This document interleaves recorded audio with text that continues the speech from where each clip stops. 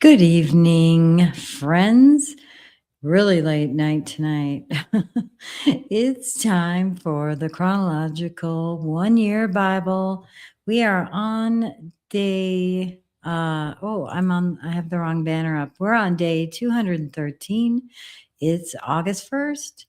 And well, it's past August 1st. It's past midnight. And today we're going to go through 2 Kings chapter 23, verses 1 through 28, 2 Chronicles chapter 34, verses 29 through 35, and Nahum chapters 1 through 3. All right, let's go ahead and get started. Josiah's religious reforms. Josiah renews the covenant. Then the king called together all the elders of Judah and Jerusalem. He went up to the temple of the Lord with the people of Judah, the inhabitants of Jerusalem, the priests and the prophets, all the people from the least to the greatest. He read in their hearing all the words of the book of the covenant, which had been found in the temple of the Lord. The king stood by the pillar and renewed the covenant in the presence of the Lord, to follow the Lord and keep his commands, statutes, and decrees with all his heart and all his soul, thus confirming the words of the covenant written in this book. Then all the people pledged themselves to the covenant. The king ordered Hilkiah the high priest, the priests next in rank, and the doorkeepers to remove from the temple of the Lord all the articles made for Baal and Asherah and all the starry hosts. He burned them outside Jerusalem in the fields of the Kidron Valley and took the ashes to Bethel. He did away with the idolatrous priests appointed by the kings of Judah to burn incense on the high places of the towns of Judah and on those around Jerusalem, those who burned incense to Baal, to the sun and to the moon, to the constellations, and to all the starry hosts. He took the Asherah pole from the temple of the Lord to the Kidron Valley outside Jerusalem and burned it there. He ground it to powder and scattered the dust over the graves of the common people. He also tore down the quarters of the male shrine prostitutes that were in the temple of the Lord, the quarters where women did weaving for Asherah. Josiah brought all the priests from the towns of Judah and desecrated the high places from Geba to Beersheba, where the priests had burned incense.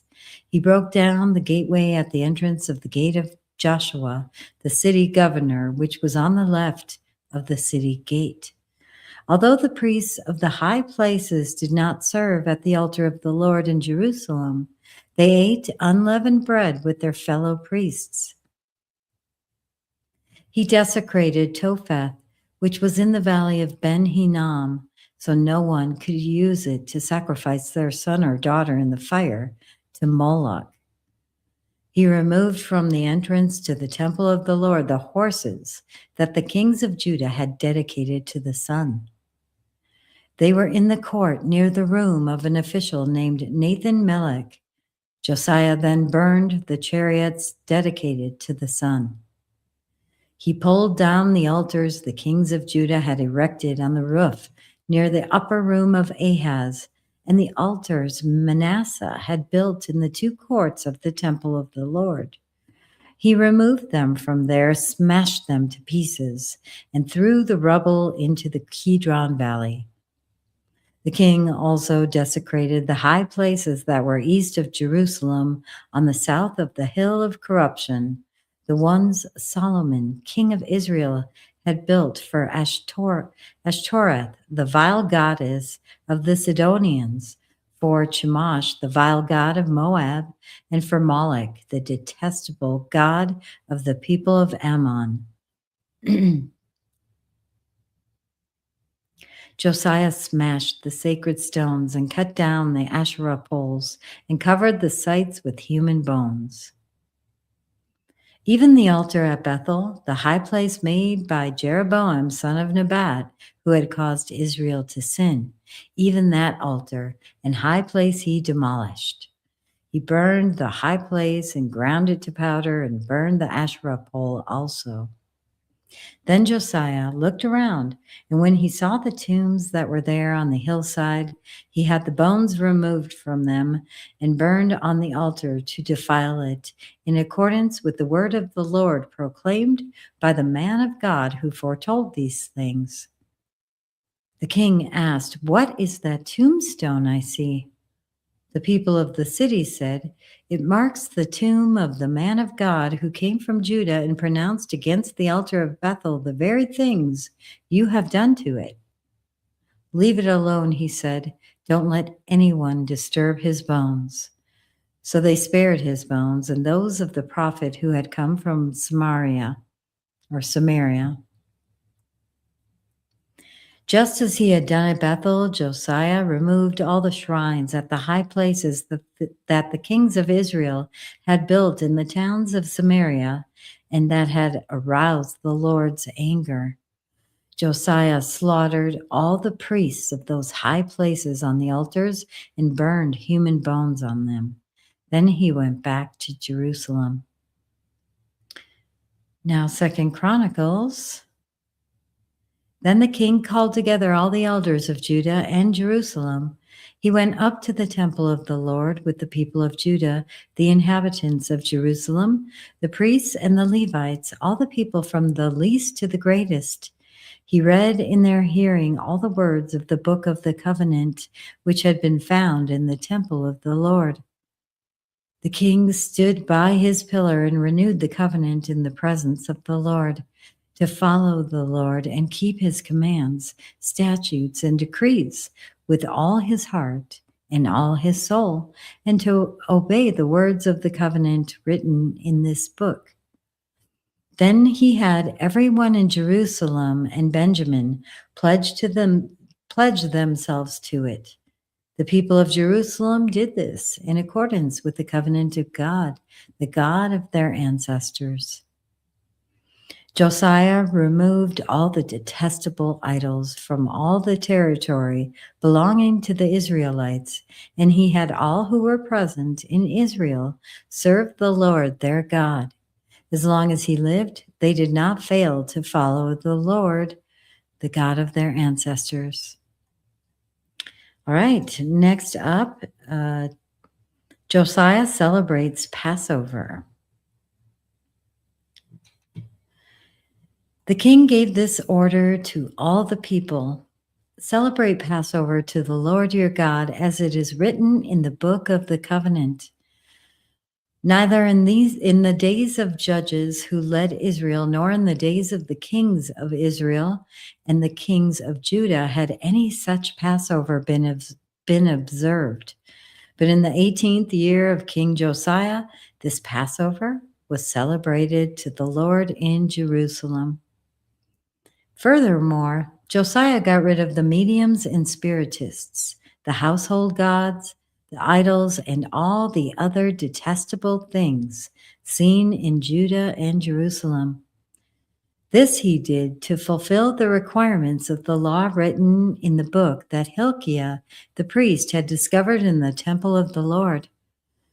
Neither before nor after Josiah was there a king like him who turned to the Lord as he did, with all his heart and with all his soul and with all his strength, in accordance with all the law of Moses. Nevertheless, the Lord did not turn away from the heat of his fierce anger, which burned against Judah because of all that Manasseh had done to arouse his anger. So the Lord said, "I will remove Judah also from my presence, as I removed Israel, and I will reject Jerusalem, the city I chose, and this temple about which I said, my name shall be there." As for the other events of Josiah's reign and all he did, are they not written in the book of the annals of the kings of Judah? Now, Second Chronicles, Josiah celebrates the Passover. Josiah celebrated the Passover to the Lord in Jerusalem, and the Passover lamb was slaughtered on the 14th day of the first month. He appointed the priests to their duties and encouraged them in the service of the Lord's temple. He said to the Levites, who instructed all Israel and who had been consecrated to the Lord, "Put the sacred ark in the temple that Solomon, son of David, king of Israel, built. It is not to be carried about on your shoulders. Now serve the Lord your God and his people Israel. Prepare yourselves by families in your divisions according to the instructions written by David, king of Israel, and by his son Solomon. Stand in the holy place with a group of Levites for each subdivision of the families of your fellow Israelites, the lay people. Slaughter the Passover lambs, consecrate yourselves, and prepare the lambs for your fellow Israelites, doing what the Lord commanded through Moses." Josiah provided for all the lay people who were there a total of 30,000 lambs and goats for the Passover offerings, and also 3,000 cattle, all from the king's own possessions. His officials also contributed voluntarily to the people and to the priests and Levites. Hilkiah, Zechariah, and Jehiel, the officials in charge of God's temple, gave the priests 2,600 Passover offerings and 300 cattle. Also, Conaniah, along with Shemaiah and Nathanael, his brothers, and Hashabiah, Jael, and Jozabad, the leaders of the Levites, provided 5,000 Passover offerings and 500 head of cattle for the Levites. This service was arranged, and the priests stood in their places with the Levites in their divisions as the king had ordered. The Passover lambs were slaughtered, and the priests splashed against the altar the blood handed to them, while the Levites skinned the animals. They set aside the burnt offerings to give them to the subdivisions of the families of the people to offer to the Lord, as it is written in the book of Moses. They did the same with the cattle. They roasted the Passover animals over the fire as prescribed and boiled the holy offerings in pots, cauldrons, and pans, and served them quickly to all the people. After this, they made preparations for themselves and for the priests, because the priests, the descendants of Aaron, were sacrificing the burnt offerings and the fat portions until nightfall. So the Levites made preparations for themselves and for the Aaronic priests. The musicians, the descendants of Asaph, were in the places prescribed by David, Asaph, Heman, and Jeduthun, the king's seer. Gatekeepers at each gate did not leave their posts because their fellow Levites made the preparations for them. So at that time, the entire service of the Lord was carried out for the celebration of the Passover and the offering of burnt offerings on the altar of the Lord, as King Josiah had ordered. The Israelites who were present celebrated the Passover at that time and observed the festival of unleavened bread for 7 days. The Passover had not been observed like this in Israel since the days of the prophet Samuel, and none of the kings of Israel had ever celebrated such a Passover as did Josiah with the priests, the Levites, and all Judah and Israel who were there with the people of Jerusalem. This Passover was celebrated in the 18th year of Josiah's reign.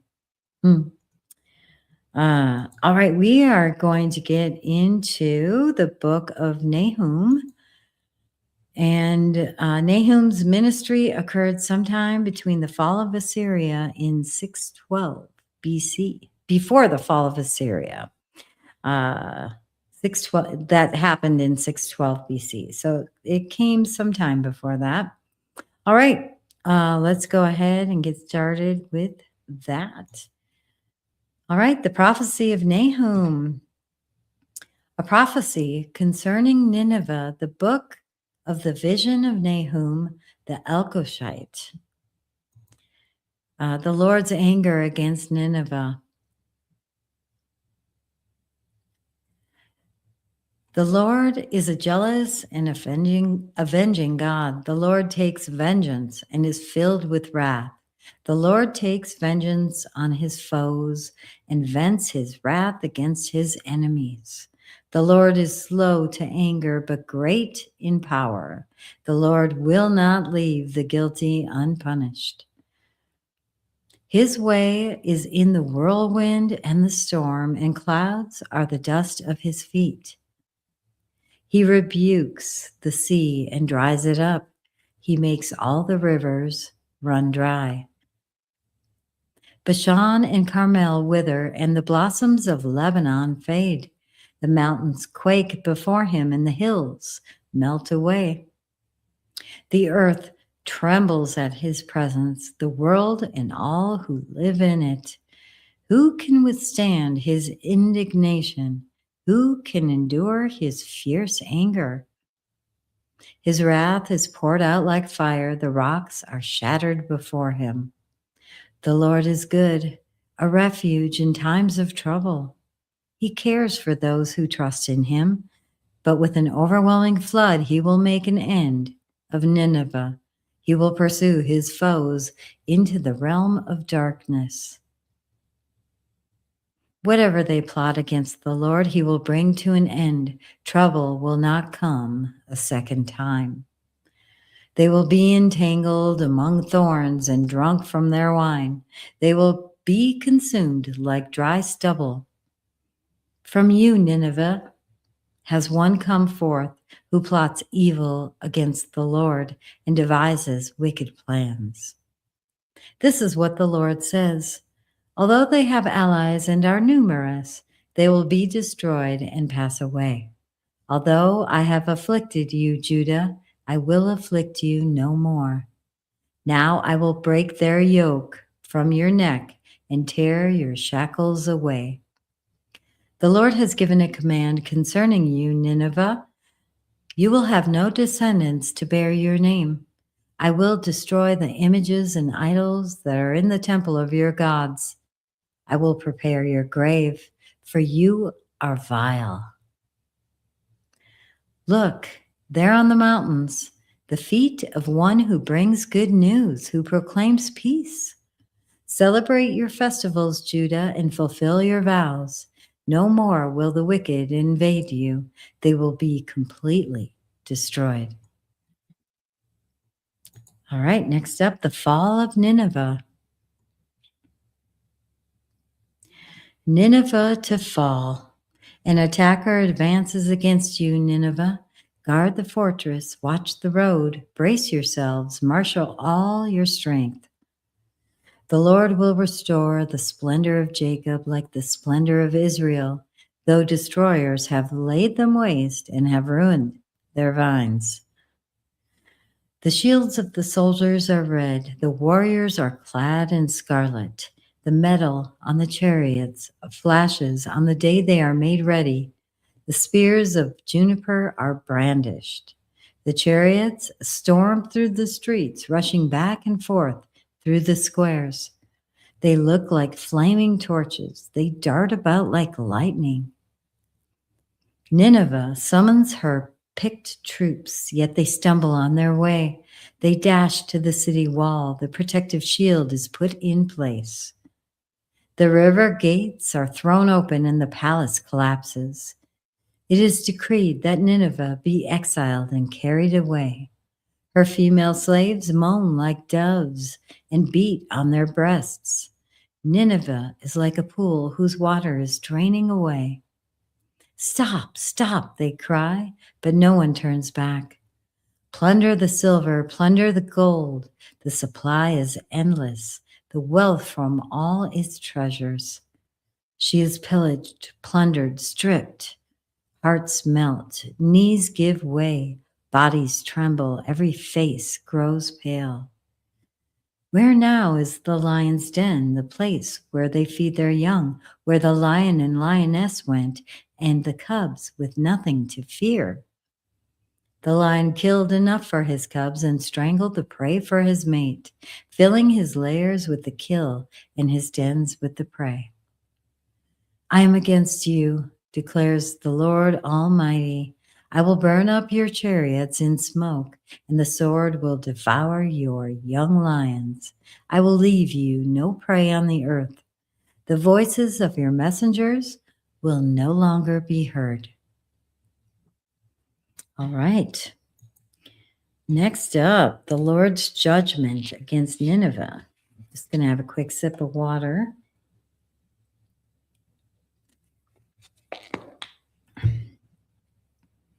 All right. Woe to Nineveh.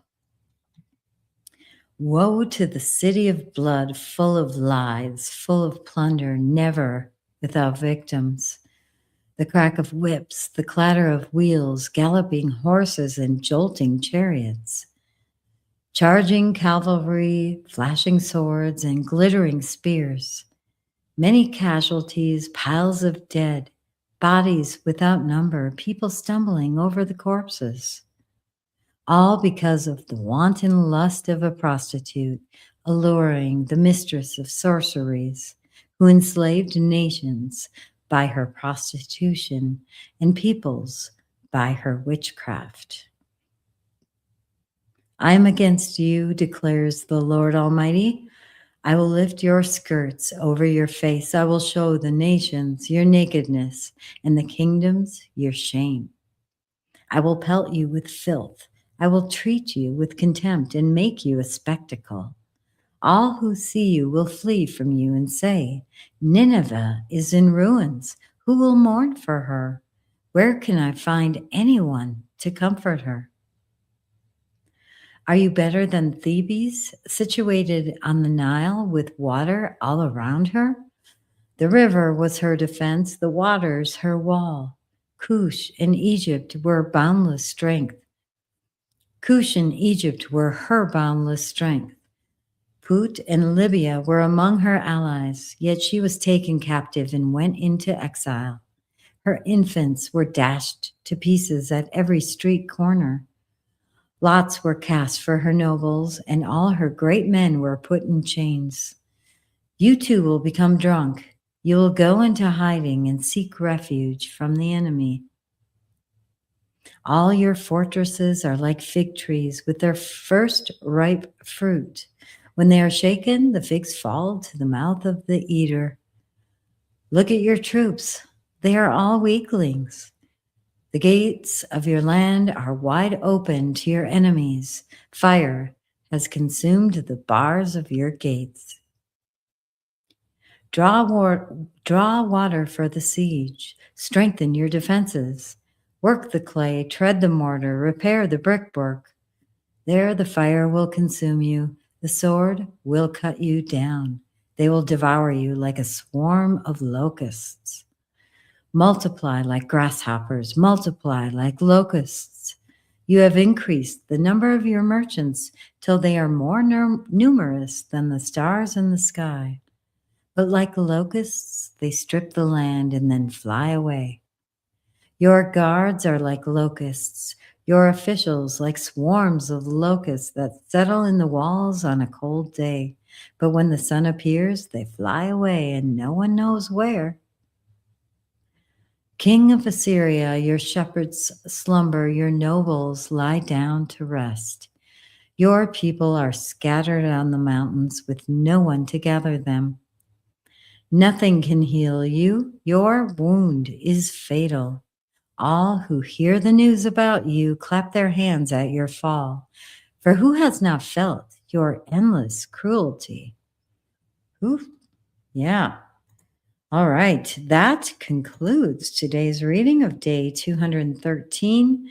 Thank you so much for watching. Will you be sure to please like the video so the word gets out to more people, and subscribe to be informed when I go live each day. All right. I hope you have a blessed evening, sweet dreams, or a very blessed day if you're watching this during the day. Thank you. We'll see you tomorrow for day 214. Bye-bye.